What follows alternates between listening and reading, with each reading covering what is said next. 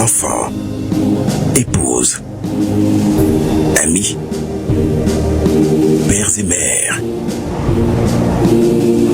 Fièrement, nous répondons à l'appel du devoir. Pour que les déplacés et les réfugiés rentrent à la maison. Pour que nos enfants reprennent le chemin de l'école. Pour que jaillisse la lumière de la réconciliation entre les peuples, pour le Mali, pour la patrie. Cette voie, nous l'avons choisie, au prix de nos vies. Nous défendrons nos couleurs. Et si nous laissons derrière nous veuves et orphelins, nous vous prions, prenez soin d'eux.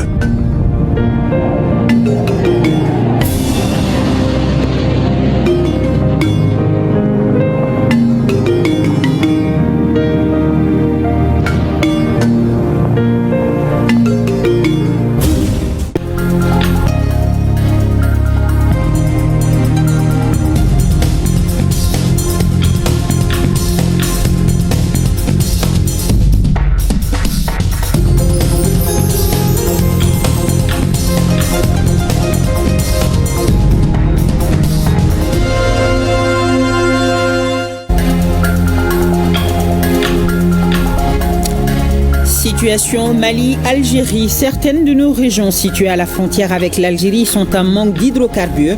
Une situation complexe mais gérable. Le ministre de l'Industrie et du Commerce a rencontré les acteurs du domaine pour échanger et apporter rapidement des mesures urgentes pour soulager nos concitoyens dans les régions du nord du Mali. Le point de la rencontre avec Aridou Matina dans ce journal.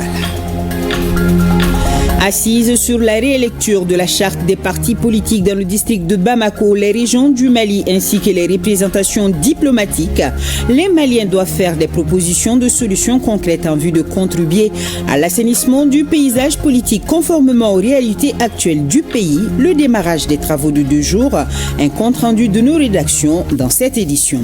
Sécurité et transparence dans l'utilisation des services numériques, l'identification des cartes Simba sont pleins à travers la ville. Dans les agences des opérateurs de téléphonie de la place, malgré la fin de l'opération dans la nuit du mardi 15 avril 2025, ce processus d'identification reste une étape essentielle. Tchemro Konaté a fait le tour de la ville. Il nous édifiera davantage sur le sujet. Cérémonie inédite de rupture collective du jeune chrétien, c'était à la paroisse catholique Marie-Reine de Badjangara. Chrétiens, musulmans et autorités locales réunis pour célébrer l'unité et la paix autour de prières pour le Mali. Agibou Koulibaly, notre correspondant sur place, nous fera le point. Nous sommes le 16 avril, merci de nous rejoindre. Bonsoir à tous et nous sommes mercredi, jour de conseil des ministres. À mes côtés sur ce plateau, Mahamadou Koné pour la lecture du communiqué du conseil présidé par le général d'armée Assimi Goïta, président de la transition, chef de l'État. Mahamadou Koné, bonsoir. Bonsoir Nyanya Alou Traoré, mesdames et messieurs, bonsoir. Au chapitre des mesures législatives et réglementaires. 1. Sur le rapport du ministre de l'économie et des finances, le Conseil des ministres a adopté A.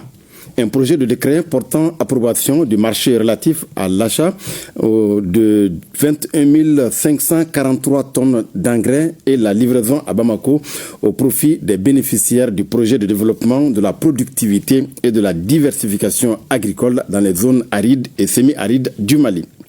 Le marché est conclu entre le gouvernement de la République du Mali et la société Office chérifien des phosphates OCP Africa pour un montant de 9 milliards 838 580 000 francs CFA hors TVA et un délai d'exécution de 45 jours. L'exécution du présent marché permettra d'améliorer la productivité agricole et de renforcer la résilience des ménages ruraux vivant dans les zones d'intervention du projet. B. Un projet de décret portant approbation du marché relatif au transport aérien des pèlerins de la filière gouvernementale et leurs bagages au titre du Hajj 2025. Le marché est conclu entre le gouvernement de la République du Mali et le groupement égyptaire Calis Voyage Sarl pour un montant de 2 milliards 62 500 000 francs CFA et un délai d'exécution d'1 mois. L'exécution du dit marché permettra aux pèlerins de la filière gouvernementale d'accomplir leurs devoirs religieux dans les meilleures conditions. 2. Sur le rapport du ministre des Mines, le Conseil des ministres a adopté un projet de décret autorisant le transfert à la société Les Mines de lithium de Bougouni SA du permis d'exploitation de grandes mines de lithium attribué à la société Future Minerals SARL à Foulaboula dans le cercle de Bougouni, région de Bougouni. Un permis de recherche pour le lithium et les substances minérales du groupe 2 a été attribué à la société Future Minerals SARL à Foulaboula. Les travaux de recherche menés par la société sur le périmètre de Foulaboula ont permis de découvrir un gisement de lithium avec des réserves estimées à 21,31 millions de tonnes, à une teneur de 1,11% d'oxyde de lithium exploitable par la méthode conventionnelle à ciel ouvert sur une durée de 10 ans. Suite à cette découverte, un permis d'exploitation de grandes mines de lithium a été attribué à la société Future Minerals SARL par le décret numéro 2021-0774 PMRM du 5 novembre 2021. En application des dispositions du Code minier, la société Future Minerals SARL a créé la société d'exploitation anonyme de droit malien dénommée les mines de lithium de Bougouni SA. Le projet de décret adopté autorise le transfert au profit de la société les mines de lithium de Bougouni SA du permis d'exploitation de grandes mines de lithium attribué à la société Future Minerals SARL. Au chapitre des mesures individuelles, le Conseil des ministres a procédé à des nominations. La liste nominative des intéressés est disponible sur le site web du secrétariat général du gouvernement www.sgg-mali.ml et dans le journal L'Essor. Au chapitre des communications, 1. Le ministre des Affaires étrangères et de la coopération internationale a informé le Conseil des ministres des conclusions de la 4e édition du Forum diplomatique d'Antalya en Turquie.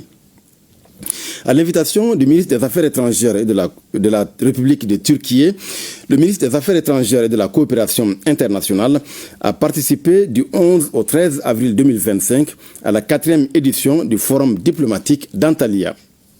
Cette rencontre a permis la diffusion des messages majeurs de la transition dans les domaines de la défense et de la sécurité, ainsi que sur les enjeux géopolitiques. Au cours du panel intitulé « Le Sahel, l'avenir de l'intégration régionale », les ministres chargés des Affaires étrangères de la Confédération des États du Sahel ont fourni les éléments nécessaires à une compréhension objective de la situation au Sahel et des efforts entrepris par la Confédération dans le cadre de la lutte contre le terrorisme. Les ministres des Affaires étrangères ont également communiqué sur les conditions d'adhésion à la Confédération AES, la mise en place du prélèvement confédéral et la coopération entre la Confédération AES et la CEDEAO. En marge du forum, le ministre des Affaires étrangères et de la coopération internationale a eu des entretiens bilatéraux avec ses homologues de la Turquie, du Soudan, du Venezuela et avec le haut représentant des Nations Unies pour l'Alliance des civilisations. 2.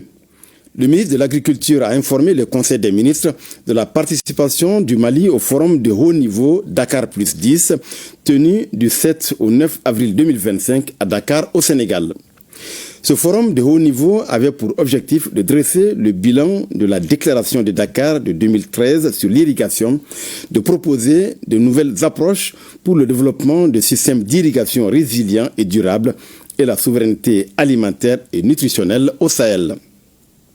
À l'issue des travaux, les participants ont validé la nouvelle stratégie régionale d'irrigation au Sahel et ont formulé des recommandations à l'endroit des parties prenantes, notamment l'alignement du financement des partenaires techniques et financiers sur les priorités politiques des États, la réduction des importations de denrées alimentaires à travers le développement de l'irrigation, la mise à l'échelle des solutions d'irrigation développées et documentées dans le cadre du projet d'appui régional à l'initiative pour l'irrigation au Sahel.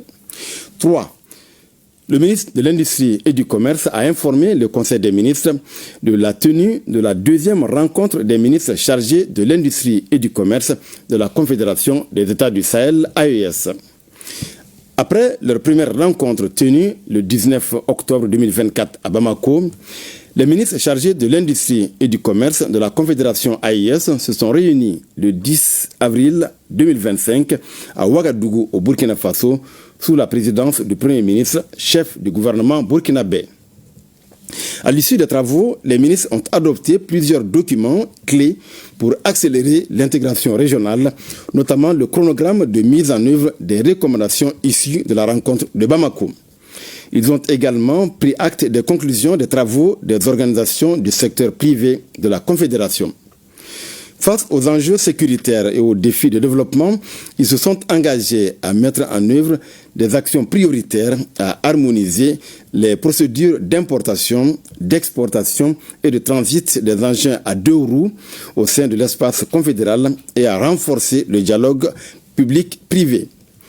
Ils ont en outre pris l'engagement de développer des projets communs tels que la construction d'une centrale électrique confédérale et d'un chemin de fer reliant les capitales des États membres et certains pays de transit. 4. Le ministre de l'Artisanat, de la Culture, de l'Industrie hôtelière et du Tourisme a informé le Conseil des ministres A. Du concept des incubateurs de talent Mali Denkoura. L'initiative des incubateurs de talent Mali Denkoura, qui vise à former et à promouvoir les jeunes talents du Mali, participe de la mise en œuvre du projet Culture Mali 2025. Elle comprend un processus de professionnalisation de 4 mois et un soutien destiné aux talents incubés en vue de financer leurs projets. Les bénéficiaires, au nombre de 25 jeunes par cohorte, seront sélectionnés par appel à candidature dans différents domaines artistiques et culturels. B. De l'organisation du Festival international Triangle du Balafon. Initié en 2004 par le Burkina Faso, la Côte d'Ivoire et le Mali, le Festival international Triangle du Balafon est une manifestation culturelle qui met en compétition les troupes artistiques des 3 pays ayant en partage la pratique du balafon. Le Triangle du Balafon vise à promouvoir le balafon en tant que moyen d'expression culturelle, à stimuler l'économie régionale.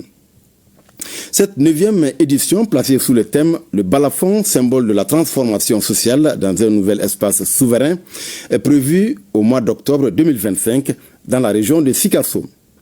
Elle sera également l'occasion de renforcer la cohésion entre les peuples de la Confédération des États du Sahel, AES. 5. Le ministre de la Santé et du Développement social a informé le Conseil des ministres de la situation épidémiologique du pays, marquée notamment par une augmentation du nombre de cas confirmés de dengue comparé à celui de la semaine écoulée. Le président de la transition, chef de l'État, a appelé la population au respect strict des mesures de prévention et de lutte contre les maladies. Voilà, Nyanya Lou Traoré, ce qu'il fallait retenir du communiqué du Conseil des ministres de ce mercredi. Merci beaucoup, Mahamadou Koné. La suite de ce journal, la situation Mali-Algérie, certaines de nos régions nord du Mali sont en manque d'hydrocarbures, une situation complexe aggravée par cette situation diplomatique entre les 2 pays. En vue de résoudre ce problème de pénurie d'hydrocarbures, l'État malien, à travers le ministère de l'Industrie et du Commerce, a rencontré les acteurs du domaine pour échanger et apporter rapidement des mesures urgentes pour soulager nos concitoyens. Aridjou Matina. Après les opérateurs économiques, les transporteurs, le ministre de l'Industrie et du Commerce, dans sa dynamique de concertation, rencontre cette fois-ci les opérateurs évoluant dans le domaine des hydrocarbures pour faire face à la pénurie d'hydrocarbures constatée dans ces derniers temps dans les régions du nord du Mali et aggravée surtout par la crise diplomatique entre le Mali et l'Algérie. C'est donc le devoir, voire la responsabilité de l'État, à travers le département de l'Industrie et du Commerce, de prendre des mesures urgentes pour soulager les dites régions. Après quelques temps d'échanges, le ministre et les acteurs ont convenu à une stratégie de gestion de l'urgence pour approvisionner rapidement les régions du nord du Mali. Nous avons travaillé sur 2 schémas. Un schéma très court terme et un schéma à moyen ou long terme. Le schéma très court terme nous a permis de recenser l'ensemble des opérateurs du secteur du pétrole qui interviennent dans les régions nord du Mali. Dans un deuxième temps, nous avons procédé au recensement des besoins pour les 6 mois à venir. Et nous avons procédé à la planification mensuelle de ces besoins pour assurer leur acheminement dans ces régions-là. Bien sûr, il y a des mesures d'accompagnement sur le plan sécuritaire, sur le plan du transport, qui ont été évoquées et pour lesquelles le gouvernement va prendre des dispositions qui s'imposent pour apporter des réponses les mieux appropriées à cette dynamique-là. D'ores et déjà, la dynamique enclenchée a commencé à porter ses fruits selon le ministre Diallo. À partir du lundi déjà, nous avons eu des concertations avec les opérateurs et il y a des camions qui sont déjà rentrés sur Gao ce matin. Et si vous prenez les dernières informations, l'approvisionnement revient à la normalité au niveau de Gao avec une baisse drastique des prix. Donc nous allons poursuivre cette dynamique-là et à partir de demain, jeudi 17 avril 2025, toutes les dispositions seront prises avec nos opérateurs économiques dans le secteur du pétrole et en concertation avec les autorités du Niger pour que dans les 48, dans les 72 heures, nous puissions actionner ce mécanisme afin d'assurer l'approvisionnement correct des régions du Nord en hydrocarbures. Les participants à la rencontre saluent l'initiative citoyenne, rassurent de s'investir et sollicitent l'accompagnement de l'État, surtout sur le plan sécuritaire. Il n'y a pas de problème pour approvisionner les régions du Nord. Le seul problème qu'on peut avoir, c'est le problème de sécurité et de rentabilité. Si nos matériels de transport sont sécurisés, de Bamako jusqu'à Gao, nous pouvons le faire. Et arrivé à Gao, il faut que nous soyons sûrs que le produit qu'on va amener à Gao va être dépoté pour que nos citernes ne servent pas de capacité de stockage. Ça, c'est des conditions que nous avons posées. Mais en tant que Malien, en tant que citoyen qui est soucieux du bien-être de ses concitoyens, nous sommes prêts à faire tout le sacrifice pour que les régions du Nord soient approvisionnées. Il faut les résoudre. Et c'est les Maliens qui peuvent le résoudre. C'est ça la vision de la Chambre de commerce. Nous, on est là pour l'approvisionnement correct du pays dans tous les produits de besoins de la population. Les opérateurs économiques maliens sont disposés à ravitailler les Nord. Le seul problème qu'ils ont posé, c'est les problèmes sécuritaires par rapport au Nord. Et le ministre nous a donné l'assurance qu'il va sécuriser les convois qui seront dans les Nord. Et les opérateurs économiques, dès qu'il y a la sécurité sur les tronçons qui sont accompagnés, vont mettre le paquet. Le ministre a souligné lors de la rencontre que son département s'attelle déjà à bâtir un chemin opérationnel à moyen et long terme des stratégies nationales d'approvisionnement. Cela sur instruction du président de la transition, chef de l'État, en vue de soulager davantage les populations. Et toujours en parlant de la situation au Mali-Algérie, je vous invite à suivre ces réactions de condamnation, de destruction du drone des FAMA et de soutien aux autorités de la transition. Ils sont au micro de Sidi El-Medi Al-Baka. Suivons. Le Mali a soutenu l'Algérie. Je me rappelle qu'il y a eu des camps militaires algériens qui ont été formés dans certaines villes du Mali, particulièrement Kidal, Gao aussi. Et c'était des militaires algériens qui étaient là. Le Mali a contribué à produire des aides je crois, sous forme de bétail à l'armée algérienne. Ça, c'est le soutien qui vient du côté des populations, n'est-ce pas? Cela prouve que vraiment le Mali et l'Algérie, c'était des pays très amis, de vrais amis même. Et on ne peut pas comprendre qu'aujourd'hui il y ait un conflit entre ces deux pays-là, quoi. Vraiment. Ce que je ne peux pas comprendre, c'est que après tout ce que le Mali a fait pour l'Algérie, ils n'ont pas du tout été reconnaissants. Parce que le Mali leur a carrément donné son territoire, il a mis des moyens financiers, humains à leur disposition pour pouvoir lutter, pour accéder à leur indépendance. Dieu seul sait que si ce n'était pas cette aide, si ce n'était pas sur cette ouverture sur notre territoire, il serait très difficile pour l'Algérie de combattre à l'époque les Français qui avaient des ambitions de faire de l'Algérie l'extension de la France.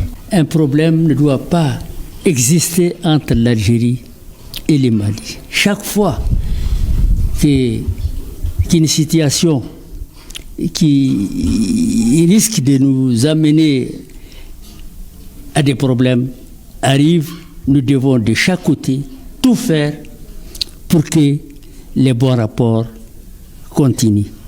Ça, c'est par respect à notre réalité historique, à notre réalité géographique. Nous avons des Algériens ici à Kidal.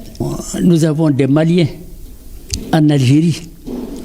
Compte tenu de cette situation, il est impérieux pour nous, c'est un devoir de tenir compte de cette réalité.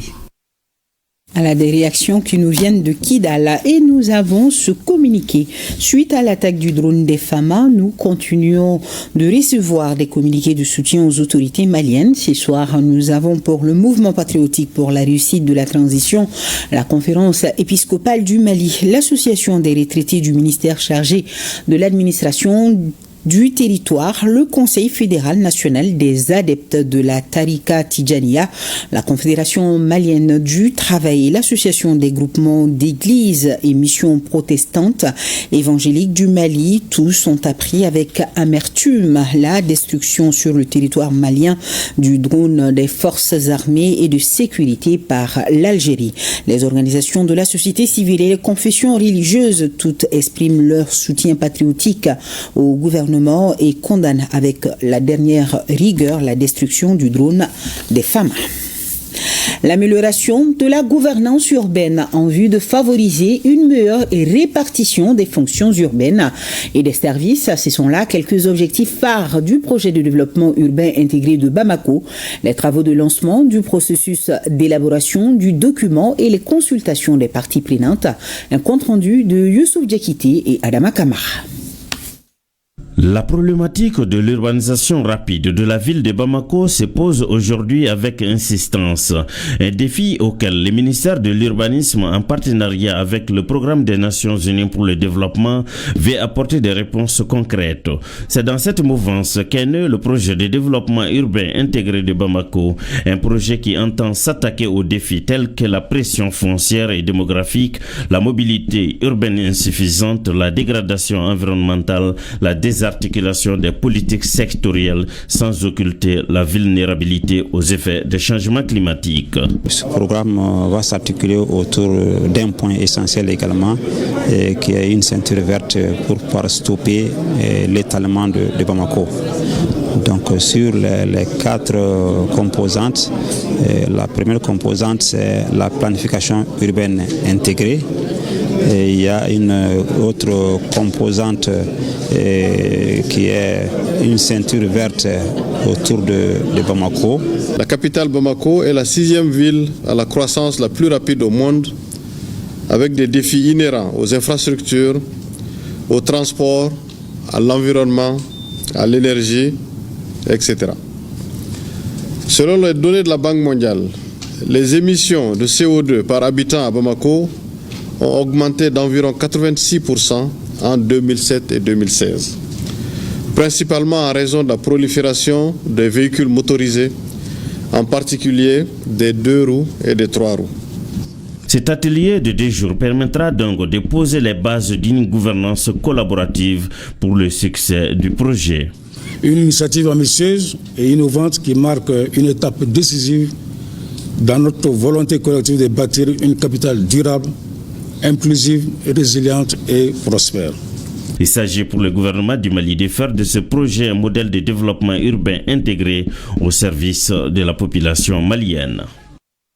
Dans l'actualité également, ce constat, ils sont nombreux nos concitoyens qui n'ont malheureusement pas pu identifier leur puce de téléphone. Oui, l'identification des cartes SIM a pris fin dans la nuit du mardi 15 avril 2025 sur toute l'étendue du territoire national. Il faut noter que le processus d'identification reste une étape essentielle à la fois pour les opérateurs de téléphonie et les autorités dans le but de garantir la sécurité et la transparence dans l'utilisation des services numériques. Tiemoko Konaté a fait le tour de la ville où certaines agences de téléphonie sont prises d'assaut. Beaucoup de mécontents, nous dit-il. Bintou Traoré fait partie des clients d'un réseau de téléphonie mobile La Place. Depuis ce mercredi matin, il lui est impossible d'effectuer un appel téléphonique via son numéro pour la simple raison que sa carte SIM a été expressément bloquée. nana ko mena nga piscine ka uyatiga shurongo mena kana ka identifier amaseka ke uye numéro do di mo ma 50-50 be yito ka soka ke mais amaseka valider. Comme notre interlocutrice, ils sont nombreux les concitoyens disposant de téléphones portables à connaître le même sort à la surprise générale. Un état de fait à l'origine des attroupements monstres devant les agences commerciales des réseaux de téléphonie. Et quand j'ai dit je vais appeler quelqu'un, bon, je vois que ça ne passe pas. Et j'ai posé la question à nos amis et ils ont dit qu'ils ont coupé. Je suis venu depuis 8 heures. Et cette puce-là même, ça ne m'appartient pas, ça appartient à ma maman. Mais par contre, je suis venue parce que elle ne pourra pas venir supporter toutes ces choses-là, surtout avec le degré de soleil. Pourtant, selon les responsables de téléphonie mobile que nous avons approchés, cette suspension des cartes SIM non identifiées fait suite à une campagne de sensibilisation sur la question à l'endroit des abonnés. Il faut reconnaître que les clients devaient venir il y a longtemps. Et il ne nous reste que 2 jours. Ah, vous voyez, il y a de la masse, donc c'est pas facile de prendre tout le monde en même temps. Ils seront obligés de faire le rang. Comme vous le savez, les gens n'aiment pas faire le rang.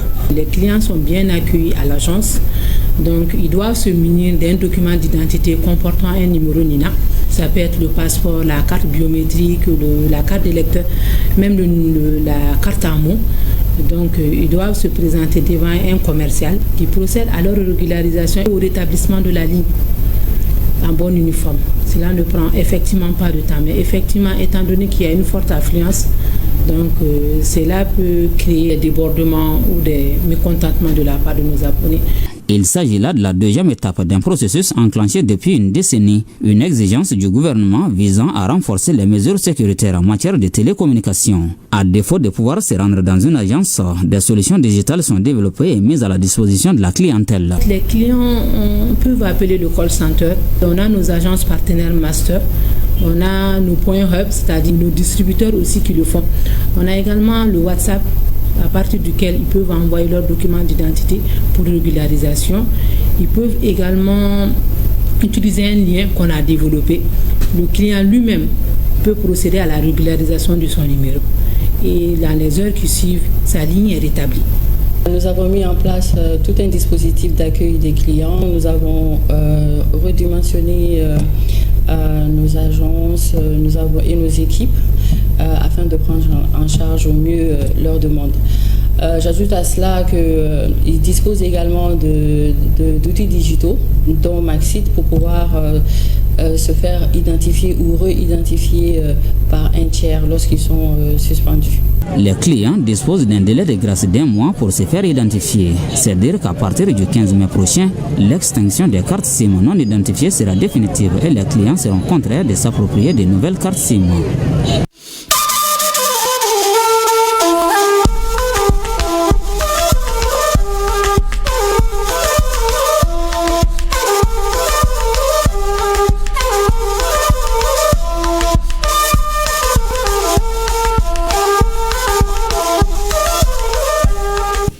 Le président du Faso, chef d'État, le capitaine Ibrahim Traoré, reçoit en audience le comité des chefs d'État-major généraux des armées de la Confédération des États du Sahel. Ces derniers ont fait le point des conclusions de leur rencontre, nous dit Tanga Kafando.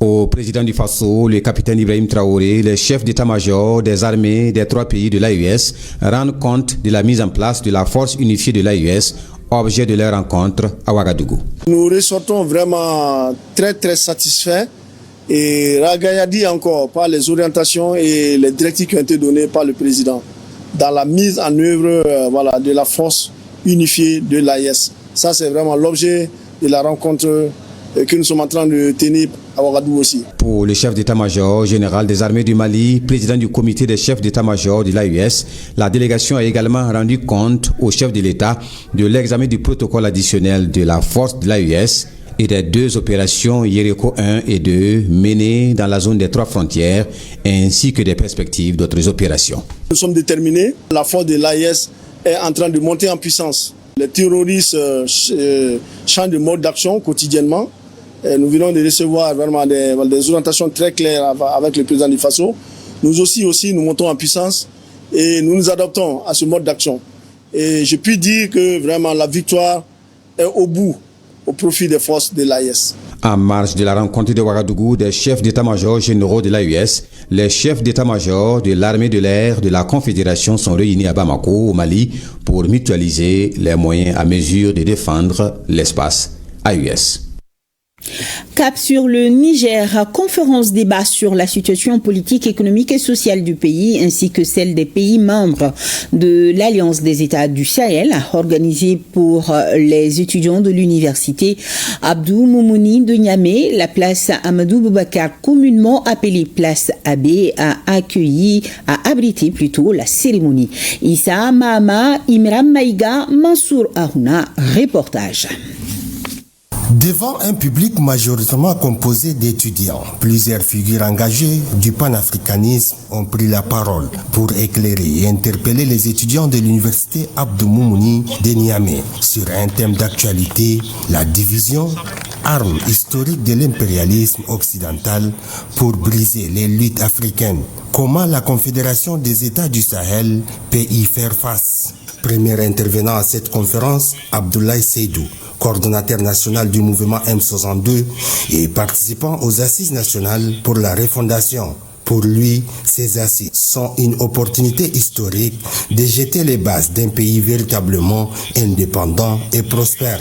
Abdourahmane Oumarou, président de la section nigérienne du mouvement Urgence panafricaine, a quant à lui mis en avant le rôle fondamental du panafricanisme dans le processus de refondation. Il y a beaucoup de choses aujourd'hui qui rentrent dans le cadre de ce panafricanisme.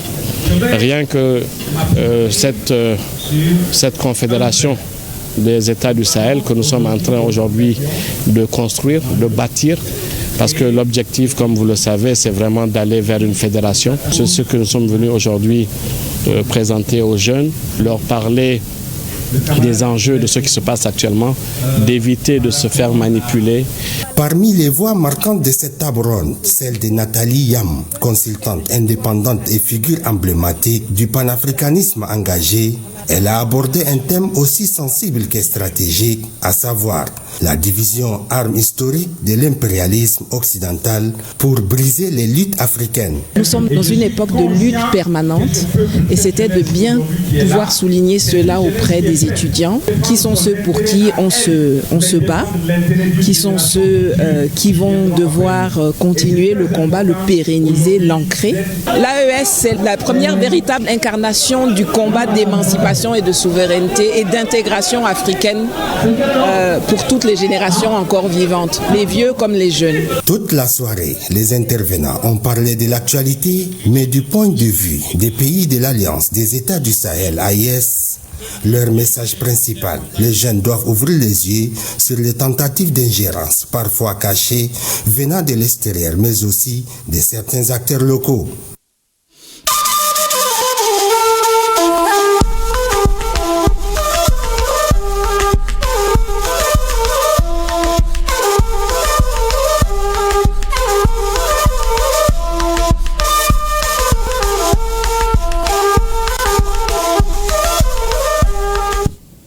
Au sommaire de ce journal, assise sur la relecture de la charte des partis politiques dans le district de Bamako et certaines régions du pays. Il s'agit de Koulikoro, Tombouctou et Mopti. Les participants vont réfléchir sur la loi portant sur la charte des partis politiques en vue de faire des propositions et formuler des recommandations. Le reportage de Boubacar Sissoko et Amadou Chokari depuis Koulikoro, Idrissa Goulou Sissoko au RTM Tombouctou, Boubacar Sankari, Suleiman Tepsouké à Mopti et Boubacar Bablé-Touré ici à Bamako pour plus de précisions. La loi du 18 août 2005 portant charte des partis politiques soumise aux forces vives et aux Maliens établis à l'extérieur pour lecture. Pour cette phase régionale du district de Bamako, 3 points sont soumis à l'appréciation des participants à ces assises. La relecture de la réduction du nombre de partis politiques en appliquant des conditions restrictives de création et de financement. Le deuxième point porte sur la relecture de la charte des partis politiques avec une affirmation du statut du chef de file de l'opposition. Et le troisième point porte sur l'interdiction du nomadisme politique en cours de mandat. Pendant 2 jours, il s'agira pour ces forces vives du district de faire des propositions et formuler des recommandations. Ne doutant point de votre disponibilité à accompagner les initiatives du gouvernement, je voudrais vous inviter à plus d'assiduité et de participation et à faire des contributions de qualité afin que de nos 2 jours de travaux sortent des propositions et recommandations pertinentes pouvant faciliter la mise en œuvre efficace et efficiente des réformes politiques engagées en général et la relecture de la charte des partis politiques en particulier. Les propositions et recommandations qui sortiront de cette phase régionale serviront de base pour la phase nationale. Le toilettage de la charte des partis politiques est une nécessité absolue pour la revitalisation de notre système démocratique en panne aujourd'hui. Le gouvernement invite les forces vives de la nation à se prononcer. La région de Koulikoro s'inscrit dans cette dynamique. La phase nationale des assises nationales de la refondation ANR, tenue à Bamako du 27 au 30 décembre 2021, a formulé 517 recommandations. Parmi les recommandations susvisées, figurent les 3 importantes recommandations ci-après, se rapportant aux partis politiques. La réduction du nombre de partis politiques en appliquant des conditions restrictives de création et de financement, la relecture de la charte des partis politiques avec une réaffirmation du statut du chef de file de l'opposition, l'interdiction du nomadisme politique en cours de mandat. Selon le ministre délégué, le gouvernement a entrepris des démarches auprès de la classe politique et de la société civile afin qu'elle examine le sujet et de faire des propositions appropriées en la matière. Ces 2 jours de travaux doivent aboutir à des recommandations pertinentes pour dresser un état de lieu objectif du fonctionnement des partis politiques au Mali. Il s'agit également pour les participants d'identifier les défis et opportunités qui permettront d'adapter la charte aux réalités sociopolitiques de notre pays. Les concertations régionales des forces vives de la région de Tombouctou sur la relecture de la loi 05047 du 18 août 2005 portant charte des partis politiques ont démarré à Tombouctou. Leaders politiques, acteurs de la société civile, légitimité traditionnelle, femmes et jeunes vont échanger sur la suppression des partis politiques, le regroupement des partis politiques en lieu et place de l'existence de plusieurs partis et l'instauration de plus de rigueur dans le fonctionnement des partis politiques, entre autres. Ce dont moi j'ai besoin, c'est de dissoudre carrément les partis politiques pour que nos hautes autorités qui sont en train de nous aider pour la refondation de notre pays, leur donner du temps à mieux préparer les élections. Bon, nous pensons d'abord que cette rencontre est vraiment d'importance parce qu'elle permettra à toutes les forces vives de la région de se prononcer et de façon efficiente sur la révision de la charte des partis politiques. Il est évident aujourd'hui qu'on ne peut pas parler d'élection dans notre pays. Ce qui importe pour nous, c'est quoi? C'est la paix. Parce que sans la paix, il n'y a pas de développement. Le chef de l'exécutif régional a invité les participants à plus de rigueur dans l'examen des propositions et des recommandations. Au cours de ces 2 jours de travaux, vous ne devez pas perdre de vue également la nécessité d'insuffler une énergie nouvelle dans les actions de refondation de l'État à travers des propositions de renforcement du système actuel de gouvernance de la transition en mettant beaucoup plus en confiance ses autorités. Il a aussi souhaité que le document soit de qualité, ce qui constituera la contribution de la région de Tombouctou pour la concertation nationale. Une centaine de délégués représentant les forces vives des 8 cercles de la région de Mopti vont échanger pendant 2 jours autour de la révision de la charte des partis politiques. Ce niveau régional vise à recueillir effectivement les aspirations, les propositions et les suggestions des forces vives de la nation au sujet de la charte des partis politiques. Vous allez vous rendre compte que les débats seront tumultueux, mais dans une ambiance fraternelle, afin effectivement de tamiser toutes ces propositions pour que ça soit en conformité avec les lois de la République du Mali et pour le devenir démocratique du Mali. Les travaux s'articulent autour de 3 thématiques majeures. La réduction du nombre des partis politiques en appliquant les conditions restrictives de création et de financement, l'interdiction du nomadisme politique en cours de mandat et la relecture de la charte des partis politiques avec une réaffirmation du statut du chef de file de l'opposition. En tant que militants à la base, nous allons nous donner le meilleur de nous-mêmes pour vraiment faire de très bonnes propositions qui vont non seulement dans l'intérêt des partis politiques et également qui vont dans l'intérêt du pays. Au sortir des travaux, il est attendu des propositions et recommandations qui vont prendre en compte les préoccupations des populations évoquées lors des assises nationales de la refondation en ce qui concerne les réformes politiques et institutionnelles au Mali. À Sikasso, Ségou et Bougoudi, les Maliens fondent beaucoup d'espoir sur ces consultations relatives à la relecture de la loi portant charte des partis politiques. Ils doivent faire des propositions de solutions concrètes en vue de contribuer à l'assainissement du paysage politique conformément aux réalités actuelles du pays. Retrouvons le compte-rendu de l'ouverture des assises depuis Bougouni avec Abdul Karim Konaté, Honoré Tine Bakari Traoré depuis la station régionale de Ségou et Moussokoro Sérémé Suleiman Bamba depuis la capitale du Kénédougou, Sikasso. C'est dans un esprit d'engagement citoyen et patriotique que les forces vives de Sikasso, soucieuses du devenir démocratique de notre pays, doivent se prononcer sur le contenu du projet de charte des partis politiques. Adoptée il y a plusieurs années, cette charte objet de rélecture encadre la création, le mode de fonctionnement et le financement des formations politiques. Mais face aux mutations sociopolitiques, de nombreuses voix souhaitent des ajustements en phase avec les enjeux du renouveau démocratique. Je m'attends à ce qu'on fasse des propositions réalistes pour réduire le nombre de partis comme l'ont recommandé les assises nationales de la refondation. Et il y a les critères objectifs qu'on peut prendre. Je suis pour la suppression des aides aux partis politiques.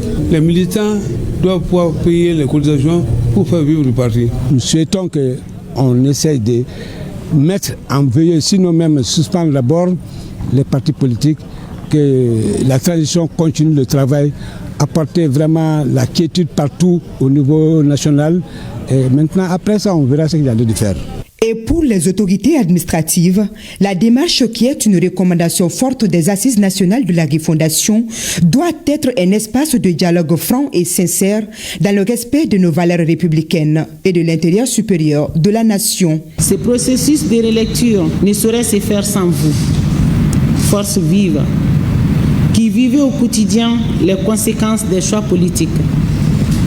Vos contributions sont précieuses pour construire une loi plus adaptée, plus juste et plus efficace. Les participants à cette consultation seront répartis en 3 groupes de travail. Un rapport de synthèse sera transmis à la commission en charge de la relecture pour enrichir la réflexion finale en vue d'un renouveau politique.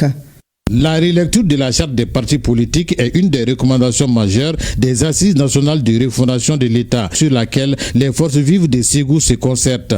L'objectif est de recueillir les recommandations des forces vives de notre région en vue de contribuer à la mise en œuvre des contributions des Assises nationales de la refondation pour la relecture de la loi numéro 05047 du 18 août 2005 portant charte des partis politiques.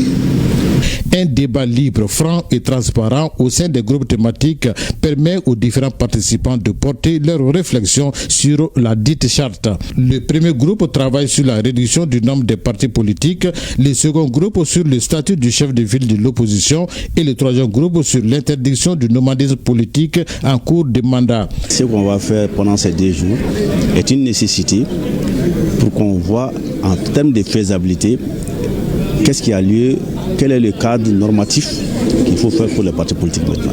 On a appris même aujourd'hui que le Mali a appelé de 300 partis politiques. Vraiment, nous pensons que ça c'est trop élevé. Et puis le financement même des partis politiques. En tout cas, nous ne parvenons pas à comprendre cela. Nous souhaitons vraiment, si les gouvernements pouvaient au moins réduire les partis politiques, tous ces partis politiques que les gouvernements financent. Il y a un nombre trop élevé de partis politiques au Mali. Aucun pays ne pourra prospérer dans cette situation. Ces avis devront servir à la compilation des différentes recommandations pour la phase nationale. La relecture de la charte des partis politiques du Mali est une recommandation des Assises nationales de la refondation, un exercice démocratique qui vise à répondre à certaines préoccupations dont la réduction du nombre de partis politiques, la relecture de la charte des partis politiques, l'interdiction du nomadisme politique en cours de mandat. Je sais qu'à la sortie de cette réunion, je sais que ça va être un bon départ pour le Mali. Les représentants des forces vives venues des 10 cercles de la région de Bougouni vont débattre pendant 2 jours les thématiques retenues afin de faire des propositions. Il s'agit spécifiquement pour nous de soumettre aux forces vives de la nation et aux Maliens établis à l'extérieur Les propositions des partis politiques et des organisations de la société civile dans le cadre de la relecture de la loi numéro 05047 du 18 août 2005 portant charte des partis politiques. De recueillir les observations des forces vives de la nation et des Maliens de l'extérieur sur les propositions des partis politiques et des organisations de la société civile dans le cadre de la relecture de la charte des partis politiques. Je suis particulièrement heureux de constater enfin qu'aujourd'hui il y a un atelier régional concernant la vie des partis politiques. Parce qu'il se trouve que depuis un certain temps, c'est une situation qui est en train d'embrasser tout le monde. Notons que les activités se dérouleront en travaux de groupe puis en plénière. Le rapport adopté à la fin de la rencontre sera examiné lors de la phase nationale qui se tiendra à Bamako les 28 et 29 avril prochains. Et dans les thématiques de ces assises, vous avez la réduction du nombre des partis politiques, le statut du chef de file de l'opposition et l'interdiction du nomadisme politique en cours de mandat.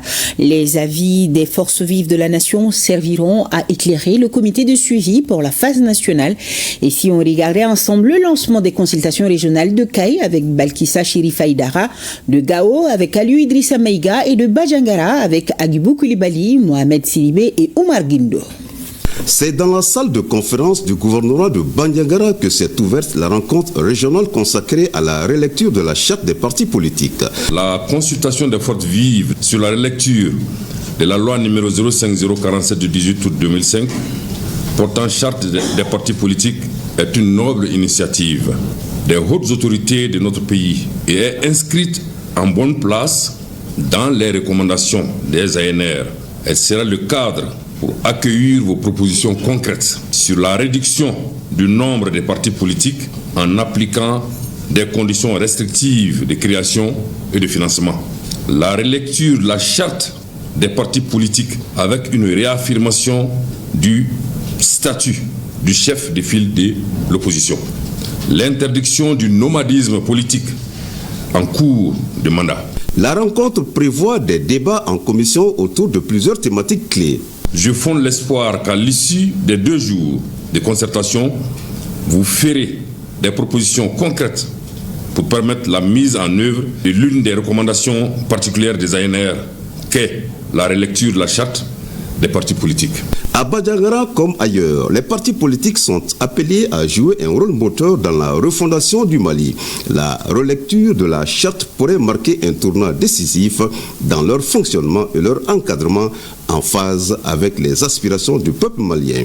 Pour la prise en compte des recommandations des Assises nationales de la refondation, le ministre chargé des réformes politiques a adressé une lettre aux partis politiques les invitant à tenir une rencontre des états-majors pour lui faire parvenir leurs propositions et suggestions sur la révision de la charte des partis politiques au plus tard le 14 mars dernier. Une rencontre à l'issue de laquelle les attentes n'ont pas été comblées selon Mamadou Koulibaly, président du conseil régional de la société civile de Kaï. Par rapport au nombre de partis politiques, j'étais le président des ANR de la région de Kaï, les gens ont dit au maximum 5, mais les partis politiques n'ont pas pu dénombrer avec quel nombre on peut aller avec la nouvelle charte des partis politiques. Ensuite, on a demandé purement et simplement l'arrêt du financement des partis politiques. Alors les partis politiques reviennent encore pour demander de maintenir le financement des partis politiques. Il s'agit donc, au cours de ces 2 jours de consultation, de permettre aux forces vives de faire des propositions concrètes pour la prise en compte des recommandations des Assises nationales de la refondation dans la charte des partis politiques. La consultation que nous sommes en train de vivre présentement doit couronner les efforts de toutes les réformes institutionnelles. Parce que c'est les partis politiques dont relèvent les prérogatives de l'exercice du pouvoir. Des réformes très essentielles par rapport à l'avenir et au devenir du Mali. Votre présence ici aujourd'hui témoigne de votre engagement pour une démocratie plus forte et plus responsable. En tant que force vive de la région de Kaï, votre voix compte. Vos propositions, vos critiques constructives, vos expériences enrichiront le projet de réforme et contribueront à l'élaboration d'un texte juste, équilibré et porteur d'avenir. À l'ouverture de ces rencontres devant permettre de répondre aux aspirations des Maliens dans la consolidation de notre démocratie, le gouverneur de la région de Caille s'est rassuré de la présence effective des forces vives de l'ensemble des cercles de la première région administrative du Mali. Cette consultation vise à recueillir les recommandations des forces vives de la région de Gao en vue de contribuer à la mise en œuvre des recommandations des Assises nationales de la refondation pour la rélecture de la loi numéro 05-047 du 18 août 2025 portant charte des partis politiques par la formulation de modalités précises pour y parvenir. C'est pour la nation que tout le monde est là. Ces concertations prendront 2 jours. Pendant ces 2 jours, j'espère que sortiront des recommandations très fortes au bénéfice de nos populations. Vous avez la latitude de faire toute proposition et recommandation allant dans le sens des intérêts du peuple malien. Pour les participants, ce cadre d'échange sur la charte des partis politiques est une opportunité. C'est une initiative heureuse qu'il fallait. Il n'y a pas de paix sans concertation entre les fils d'une nation. Qu'on laisse tout ce qui nous désunit, parce que ce qui nous unit est plus que ce qui nous désunit. Prennent part à cette phase régionale les représentants des partis politiques, des femmes et des jeunes et l'ensemble des acteurs concernés. À Koutiala, Kidal et San, les travaux des assises ont bien démarré. Toutes les couches socio-professionnelles prennent part à la rencontre, nous précisent nos correspondants sur place. De Kidal, Sidi Elmedi Albaka, de Koutiala, Brima Kone et de San, Drissa Kone.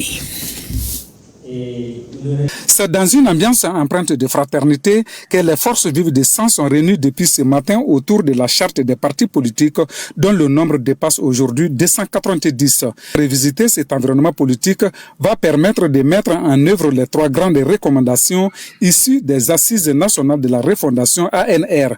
Ces recommandations sont relatives, premièrement, à la réduction du nombre de partis politiques en appliquant les conditions restrictives de création et de financement. Deuxièmement, à la relecture de la charte des partis politiques avec une réaffirmation du statut de chef de file de l'opposition et l'interdiction du nomadisme politique en cours de mandat. Aussitôt, les participants sont répartis en 3 groupes. Il faut réduire la taille des partis politiques, vu le contexte même financier et puis l'état dans lequel on se trouve. Il faut nécessairement réduire les partis politiques.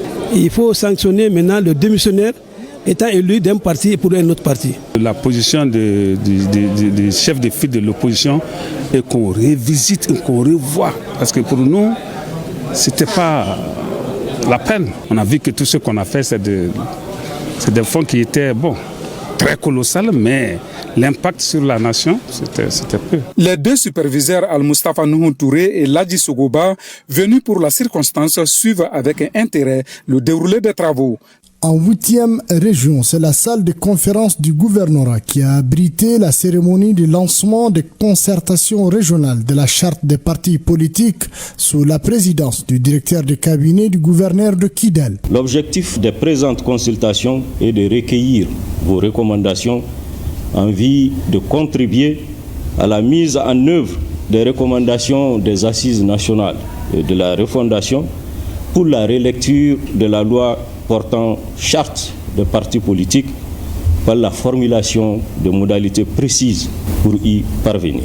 Les enjeux de la phase régionale de concertation sur la révision de la charte des partis politiques sont très importants car ils vont permettre d'assainir le paysage politique de notre pays à travers non seulement des mécanismes de création, de financement, mais aussi du fonctionnement des partis politiques. On a besoin de tous ces partis, n'est-ce pas? Il y a des partis qui n'ont même pas de siège. Il y en a qui n'ont même pas un conseil communal, encore moins un député. Donc, il est tout à fait normal de revenir sur cette situation-là, dans l'intérêt de notre pays, dans l'intérêt des partis politiques. À Kidal, les forces vives ont largement participé au débat pour formuler plusieurs recommandations, notamment la lutte contre la prolifération anarchique de partis politiques. Plus de 100 personnes venues de tous les cercles participent à cette consultation des forces vives de la région de Koutiala pour la rélecture de la loi numéro 05-047 du 18 août 2005 portant charte des partis politiques. Les participants répartis en 3 groupes devront traiter autant de thématiques. Il s'agit de la réduction du nombre de partis politiques, la relecture de la charte des partis politiques avec une réaffirmation du statut du chef de file de l'opposition, l'interdiction du nomadisme politique en cours de mandat. Ces consultations témoignent de la volonté des autorités de mettre en place un processus inclusif et participatif pour construire un Mali uni et pacifié. La contribution de toutes les composantes de la société est essentielle pour garantir le succès de cette démarche et assurer un avenir meilleur pour le pays. Ce processus d'échange intermalien consiste à instaurer un cadre qui permettra aux populations de faire des propositions relatives à une gestion saine de notre pays. Les recommandations qui seront issues de cette consultation devront constituer un document de référence pour toute initiative qui concourt à la création et au bon fonctionnement des partis politiques au Mali. Les lectures de la charte des partis politiques, les Maliens établis à Paris et à Lyon se sont retrouvés dans les missions diplomatiques et consulaires du Mali en France pour échanger sur le sujet, démarrage des activités également de la consultation des Maliens établis dans la juridiction de l'ambassade du Mali à Abuja, en République fédérale du Nigeria. Dey Sissoko, Amadou Sankari nous en parle. Mener une réflexion collective pour enrichir le rapport final de la relecture de la charte des partis politiques, comme souhaité par les autorités, les Maliens établis en France ont répondu massivement. La relecture de la charte, entamée par les autorités de la transition, vise à renforcer notre système politique et à répondre aux aspirations profondes du peuple malien. Votre participation est essentiel pour prendre en compte les aspirations de tous les Maliens. Le délégué permanent du Mali auprès de l'UNESCO a rappelé le contexte particulier de la rencontre. La relecture s'inscrit dans un effort de modernisation et de renforcement du cadre juridique régissant les partis politiques. L'objectif principal est d'adapter la législation aux évolutions politiques et sociales actuelles, tout en assurant une meilleure gouvernance et transparence au sein de nos formations politiques. Et la courtoisie a prévalu tout au long de la journée, au terme de laquelle le chargé d'affaires a salué la voix commune des Maliens établis en France. Je salue ici l'esprit de patriotisme et de courtoisie qui a prévalu au cours des présentes consultations et qui a permis que les synthèses des débats ont pu refléter vos avis, vos préoccupations et les recommandations formulées sur la réforme du paysage politique. Lorsque les efforts sont conjugués, l'avenir est prometteur. Le gouvernement de transition, dans un souci constant d'inclusivité, qui jusqu'ici a caractérisé toutes ces démarches touchant aux réformes substantielles, le gouvernement a décidé d'élargir les consultations sur la charte des partis politiques aux Maliens établis à l'extérieur en tant que composante essentielle et à part entière de la société malienne. L'avis de chacun et de tous compte, surtout quand il s'agit du devenir de la nation, de l'avenir de notre cher pays, le Mali. Le point de vue de la diaspora malienne ne sera jamais occulté. Telle est la vision et la volonté du président de la transition, chef de l'État, son Excellence le général d'armée Assimi Goïta. Et revenons sur la terre malienne et retournons à Badjangara où dans un élan de fraternité religieuse et de cohésion sociale, la paroisse catholique Marie, reine de la ville, a abrité une cérémonie inédite de rupture collective du carême chrétien. À cette occasion, chrétiens, musulmans et autorités locales se sont réunis pour célébrer l'unité et la paix. Agibou Koulibaly, Mamadou Sidibé, Omar Guindo. À la paroisse Marie-Reine de Badjangara, c'est un public composite rassemblant fidèles chrétiens, musulmans, responsables administratifs qui a partagé un moment de spiritualité et de communion. L'événement, placé sous le signe du dialogue interreligieux, a été ponctué par de prises de paroles fortes. Notre société nous invite à vivre ensemble pour œuvrer pour le retour de la paix dans notre chère patrie, surtout notre région. Par ces événements vécus ensemble, nous souhaitons voir que le vivre ensemble, la cohésion sociale et la fraternité soient à la hauteur. Prenant la parole, le représentant des musulmans a exprimé son soutien à l'initiative. Je vous salue tous au nom du Haut Conseil islamique. Que Dieu renforce cette union. Que le Tout-Puissant nous aide à trouver une solution définitive à ce conflit. Le gouverneur de la région, pour sa part, a salué la maturité spirituelle des leaders religieux de Badjangara. Je peux vous dire encore que, en tout cas, la fraternité religieuse est au rendez-vous. Et il suffit de faire le tour des tables pour comprendre qu'à Badjangara ici, la fraternité religieuse est une réalité avec laquelle il faut réellement compter. À nos légitimités traditionnelles, religieuses et coutumières, de continuer les prières pour la paix, la réconciliation nationale pour notre pays. Au-delà du simple partage d'un repas, cette rupture collective du jeune chrétien aura été le symbole d'un vivre ensemble dans une région en quête de sérénité. La foi devient un langage universel au service de la paix. Au lendemain de l'incendie survenu dans l'usine CMDT de Koutiala, le PDG de la structure s'est rendu sur les lieux. Mamadou Moustapha Diarra est allé saluer les efforts de tous ceux qui ont contribué à maîtriser le feu. Brahima Kone, Amadou Dolo, reportage. Le PDG de la CMDT est venu constater les dégâts causés par l'incendie du lundi 14 avril 2025. La perte estimée à 4770 balles de coton attriste le visiteur. Cependant, il estime qu'au regard de ce qui a pu être sauvé, l'espoir est permis pour que la CMDT puisse tenir bon.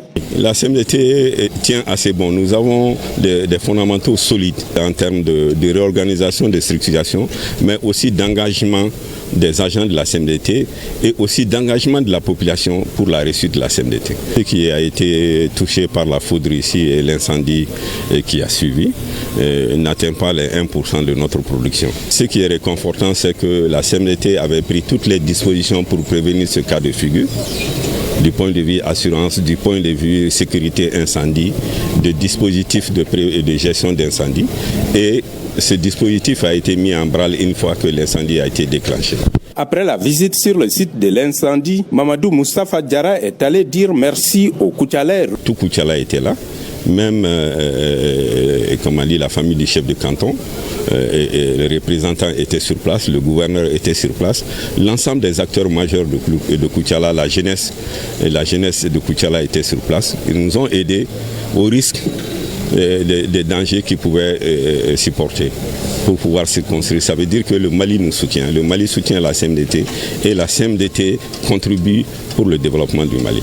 Cette visite du PDG de la CMDT réconforte et encourage les gens déployés sur le site de l'incendie et tous ceux qui, de près ou de loin, ont contribué à maîtriser le feu. À Dioïla, 8e édition du FEPAC, Festival panafricain de la cotonnade, un rendez-vous annuel qui vise à promouvoir l'industrie cotonnière et le patrimoine culturel africain. Il est organisé par l'Association des jeunes pour la valorisation du coton. Compte rendu Moustapha Doumbia, Alassane Sankari. Le FEPAC, Festival panafricain de la cotonnade, est un cadre de promotion de l'industrie cotonnière et du patrimoine culturel africain.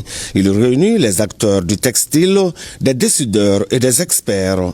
La 8e édition de ce rendez-vous annuel est placée sous le double thème un producteur, une assurance maladie obligatoire et un producteur, une assurance agricole. Je le mets déjà sous le signe de la paix et de la réconciliation, sous le signe également d'une culture immédiate. La particularité de cette édition reçoit également un autre événement qui s'appelle le village Ataya, Le village ATA, c'est un événement qui fait la promotion du thé. Le FEPAC 2025 prévoit des prestations artistiques, des concerts et des expositions. Il enregistre la participation de 120 exposants venus de plusieurs régions du pays.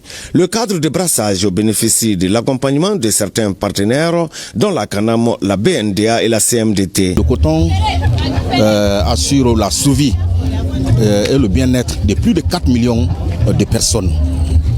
Un festival comme ça, ce n'est pas seulement l'aspect festif.